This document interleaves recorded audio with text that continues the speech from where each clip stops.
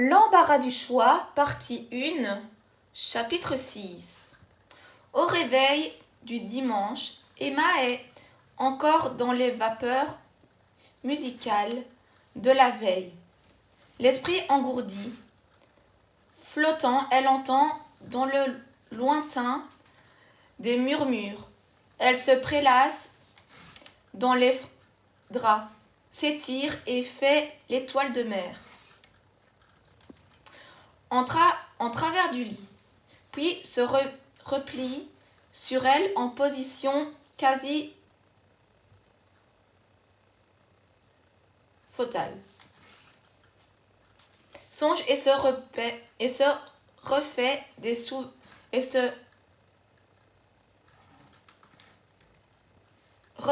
souvenirs de la soirée. Elle se l'avoue dans la culpabilité.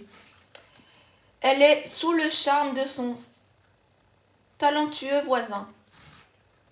Qu'y a-t-il de mal à ça? Se défend-elle. C'est naturel. L'attirance est en tout objectif. C'est un bel homme. Bien fait de sa personne, au visage fin, au regard profond et saisissant, il doit avoir un grand succès auprès des femmes. Et peut-être en profite-t-il beaucoup. Peut-être aussi a-t-il quelqu'un dans sa vie, quelque chose de pas officiel, parce que dans les débuts d'une relation, ou tout simplement parce qu'il n'allait pas dévoiler sa vie privée lors de l'apéritif. Peu importe. Au fond, Emma l'apprécie bien, le trouve charmant. Et alors, cela n'a rien de mauvais ou de compromettant. Elle est mariée, heureuse en ménage et fidèle par principe. Sur ses pensées, elle se décide à quitter son lit moelleux pour retrouver les siens. Julien l'accueille tendrement. Sans guère de sa soirée. A-t-elle passé un beau moment? Oui, excellent. Le groupe a eu du succès? Bertrand est-il doué? Oh oui, pensait Emma. Oui, vraiment. C'était de la bonne musique. Du rock moderne aux accents pop. Une très bonne soirée. Le dimanche s'est passé normalement. Ou presque. Emma s'est évadée dans sa tête, derrière le rideau de ses paupières, derrière le voile de ses yeux clairs. Elle est comme d'habitude, vue de l'extérieur, mais en dedans, elle est différente. Quelque chose a changé. Un désir, une envie obsessionnelle. Tout à fait déraisonnable. Mais elle n'a plus envie d'être raisonnable. Pour autant, ne peut pas se montrer entreprenante et ne voudrait pas se heurter à un mur. Mais si Bertrand n'était pas contre un rapprochement, elle ne saurait y résister.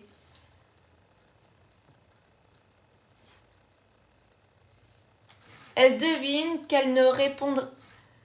elle décide qu'elle ne répondra plus de rien. Alors, elle visionne avec fièvre des images, projections de ses fantasmes. Elle voit les lèvres de Bertrand sur sa peau, des flashs érotiques, des bribes de chair flasque, des éclats de soupirs, comme possédés. Lui aurait-on jeté un sort?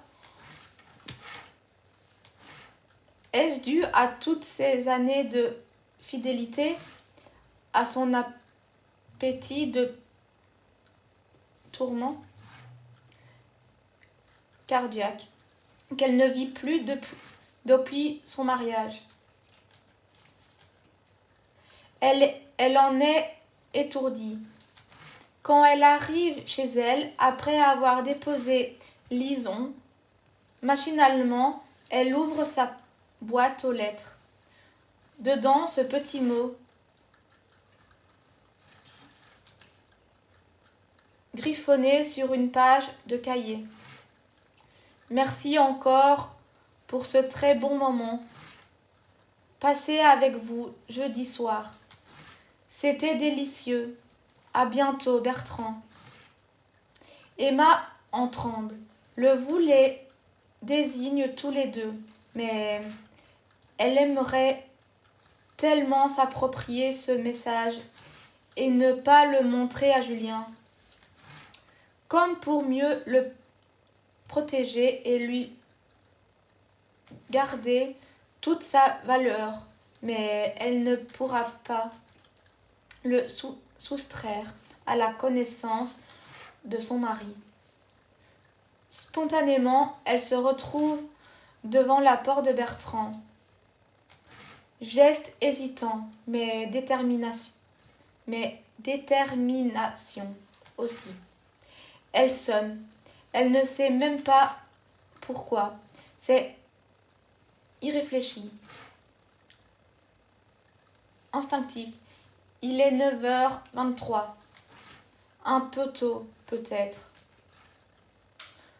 Tant pis. Elle ne veut avoir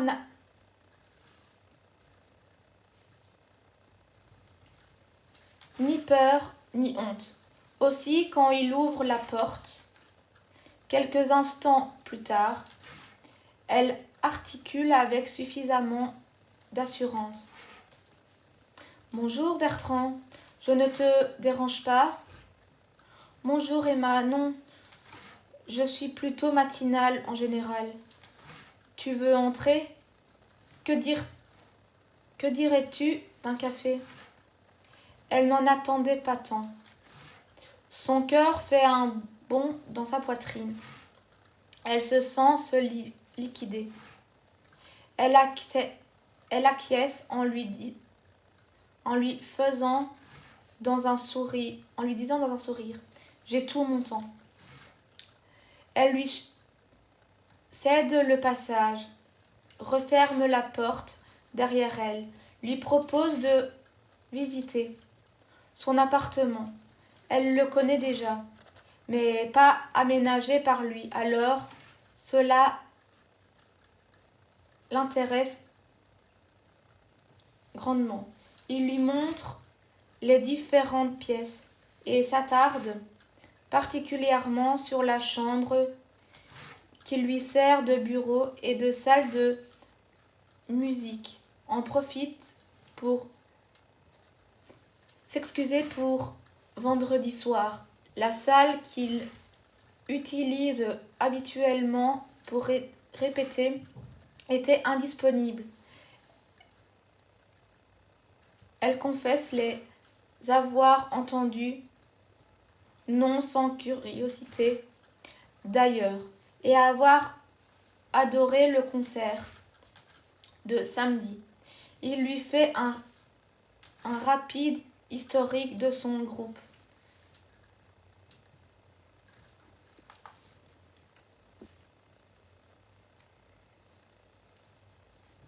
De gré en tomato, dont le nom fait référence à un délire de son jeune temps. Elle lui demande s'il peut lui jouer un petit quelque chose, rien que pour elle.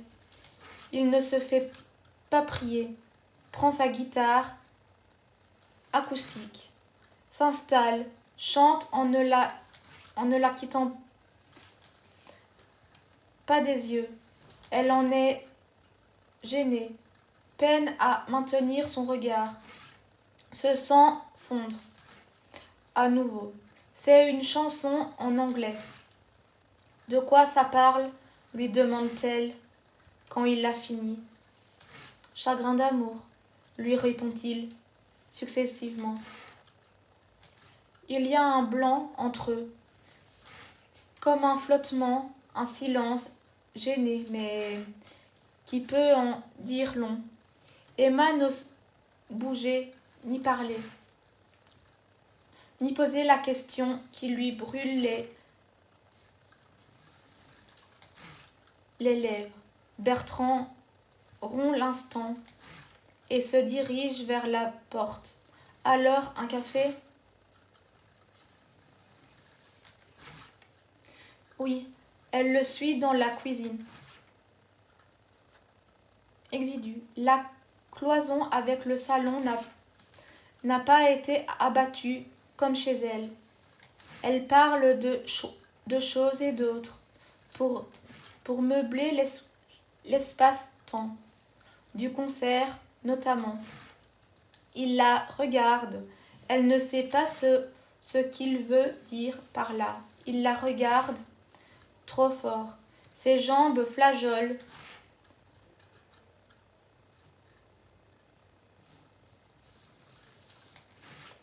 Elle s'appuie au mur. Les secondes se suspendent. Elle ne sait plus si elle ne devrait pas plus, si elle ne devrait pas plutôt rentrer chez elle. Elle ne sait pas si elle se fait des films ou si son regard est bien celui d'un homme qui la désire et qui veut savoir si elle pourrait obtempérer. Il voit sa gêne, il voit le trouble dans ses yeux. Son sourire timide et embué. Le café coule dans la cafetière.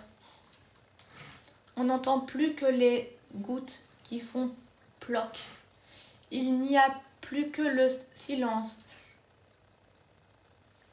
le café et eux. Emma, pourquoi tu es venue? Pourquoi? Sa question n'a trouvé qu'une question étranglée dans un souffle. Comme réponse, que dire à ça? Bertrand, j'avais trop envie de te voir. Je voulais juste discuter pour meubler ma matinée. J'avais envie que tu me culbutes. Quelle était la bonne réponse, celle qu'il attendait? Il n'en attend pas, plus car peu importe. Il en sait assez. Il a senti le trouble d'Emma, qui était une réponse. Et puis, il n'a rien à perdre.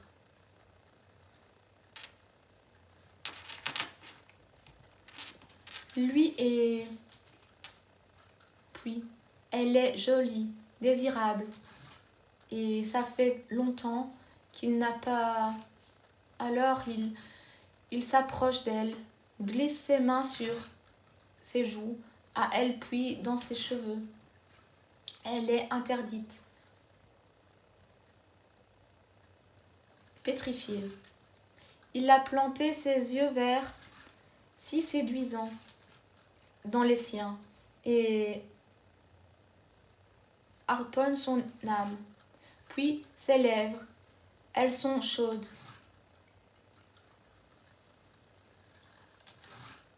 Et douces. Emma se laisse faire. D'abord, puis s'invite dans l'action. C'est un baiser long, fougueux. Un baiser de cinéma, un vrai. Quand il s'arrête, il la regarde, l'interroge des yeux. Ce qui en somme revient à lui demander si il doit s'arrêter là ou s'il peut continuer. Emma est tellement retournée par ce baiser comme elle n'en a pas connu depuis longtemps, ou tout court, qu'elle revient à la charge en guise de réponse, tout en s'attaquant au bouton de la chemise de son adversaire. Il ne se fait pas prier. Prend en charge de la déshabiller aussi et il se retrouve vite à l'horizontale sur son lit, nu. Le corps d'Emma lui plaît beaucoup. Il n'est pas étonné, il avait deviné ses formes généreuses à travers sa robe l'autre soir. Elle découvre avec frémissement un corps masculin comme elle les aime, musclé mais pas trop. Allez, ce qu'il faut de poils et de peau douce, parfait. Leurs corps se plaisent, leur bouche aussi. C'est une scène d'amour.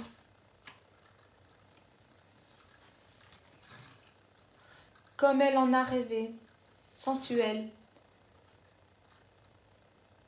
hautement érotique. Bertrand met du cœur à l'ouvrage et se révèle amant, habile et généreux. Elle est aux anges. Ça n'était pas mieux dans ses songes. Une révélation au point culminant de l'extase. Emma ne sait plus où elle est et n'a pas conscience de la gravité de ce moment. Elle s'est laissée envahir par la magie de l'amour physique. Il n'y a rien de sentimental entre eux. C'est arrivé comme une évidence érotique, c'est tout. Mais qu'est-ce que ça fait du bien? Son corps s'est révélé. Elle est comme une autre dans les bras de cet homme. Elle a chaviré dans cette fête des sangs. Il lui sourit, l'air serein, même heureux, lui caresse les cheveux et fait glisser un doigt le long de son flanc, de sa hanche, de sa cuisse. Ils n'ont rien dit pendant tout ce temps. Que se dire, d'ailleurs, maintenant? Emma n'en sait rien. Elle a un peu honte. Se dit qu'il va penser que c'est une fille facile, habituée à tromper son mari. S'il savait que non. Elle ramasse ses affaires, passe à la salle de bain. Chez elle n'est pas très loin, mais elle veut pouvoir y retourner comme elle en était partie, propre et normale. Mais quand Emma rentre chez elle, elle ne sait plus bien qui elle est.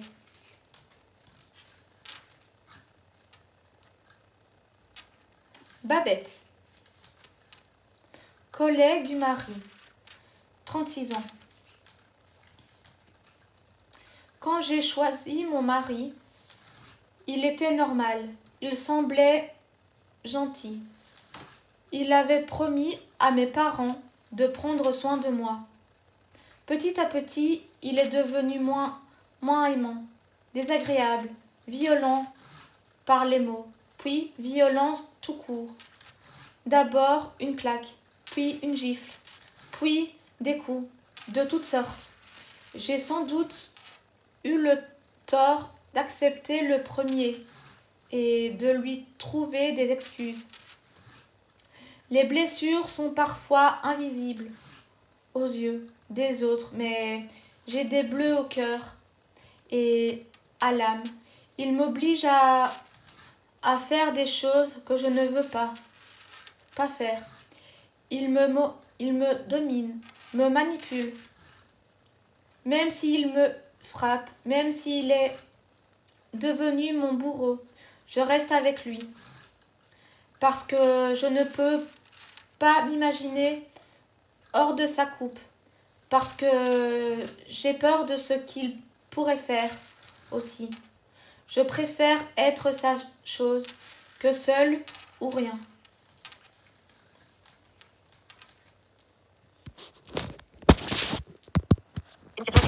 Avec des enregistrements vidéo.